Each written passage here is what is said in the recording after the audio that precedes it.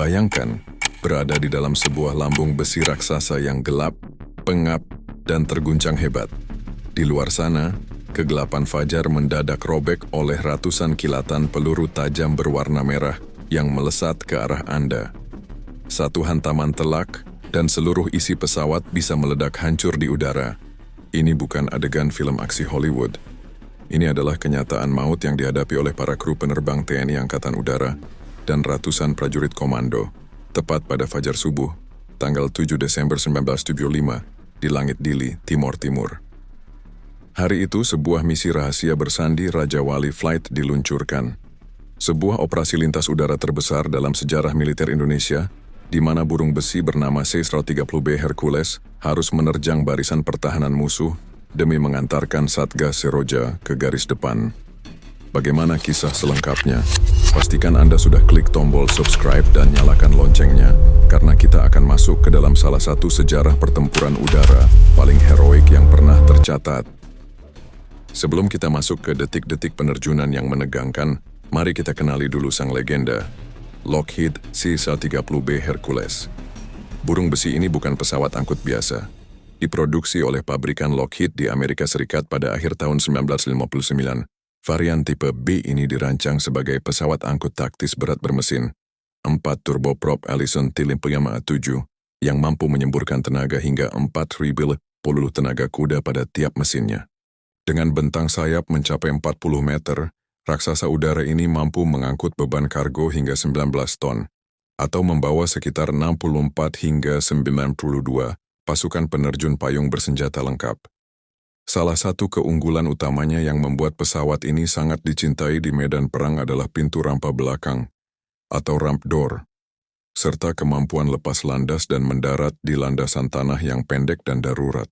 Fakta menariknya, Indonesia adalah negara pertama di luar Amerika Serikat yang mengoperasikan armada legendaris ini. Pengadaan pesawat ini berawal dari diplomasi tingkat tinggi antara Presiden Soekarno dan Presiden Amerika Serikat John F. Kennedy. Unit pertama resmi mendarat di tanah air pada 18 Maret 1960.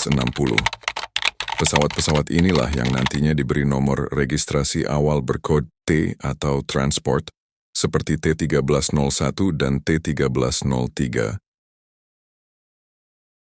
yang di kemudian hari kodenya berganti menjadi Alpha atau A. Kita kembali ke lini masa operasi Seroja. Malam hari menjelang tanggal 7 Desember 1975, pangkalan udara Penfui di Kupang dipenuhi ketegangan yang pekat. Di bawah langit malam, 9 unit C-130B Hercules disiapkan. Di dalam perut pesawat, ratusan prajurit pilihan dari Kopasanda, yang kini kita kenal sebagai Kopassus, dan Batalion Infanteri Linut 501 Kostrad duduk berhimpitan dengan beban ransel dan parasut yang sangat berat. Tepat pukul 4 subuh, kode penerbangan Raja Wali Flight dimulai. Dipimpin langsung oleh Letkol Penerbang Suakadiro sebagai Raja Wali Leader, mesin-mesin Hercules menderu membelah malam. Mereka terbang rendah di atas permukaan laut guna menghindari deteksi radar musuh. Nahas begitu armada mendekati kawasan drop zone atau titik penerjunan di atas kota Dili sekitar pukul 5.30 pagi, situasi berubah menjadi neraka. Pasukan darat Tropas, milisi bersenjata, langsung menghujani formasi pesawat dengan meriam anti pesawat udara dan senapan mesin berat. Peluru-peluru penjejak berhamburan di langit pagi, melubangi kulit badan pesawat. Pesawat dengan nomor registrasi T-1301 dan T-1302 terguncang hebat akibat hantaman peluru.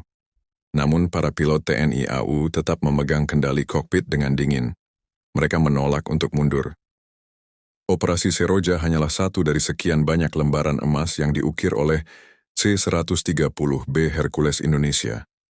Sepanjang sejarahnya, pesawat ini adalah tulang punggung sejati NKRI. Jauh sebelum tahun 1975, mereka telah menerjang belantara Irian Barat dalam operasi Trikora 1961 sampai 1962, di mana salah satu armandanya, A-1303, mencatatkan diri sebagai pesawat pertama yang mendaratkan jajaran pimpinan TNI di Papua pada tahun 1963.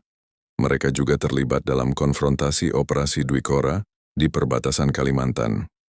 Tak hanya di medan perang, saat bumi pertiwi berduka karena bencana, Hercules selalu datang sebagai penyelamat pertama. Mulai dari evakuasi masif tsunami Aceh tahun 2004, gempa Palu 2018, hingga penanganan erupsi Gunung Semeru pada 2021. Namun setiap legenda pasti akan menemui akhir perjalanannya. Setelah mengabdi tanpa henti selama 64 tahun, TNI Angkatan Udara resmi memensiunkan 3 unit terakhir pesawat C-130B. Hercules legendaris ini, yaitu nomor registrasi A1303, A1304, dan A1313, pada upacara penuh haru tanggal 23 April 2025 di Bandung. Keputusan ini diambil karena usia teknis struktur center wing box pesawat yang telah habis.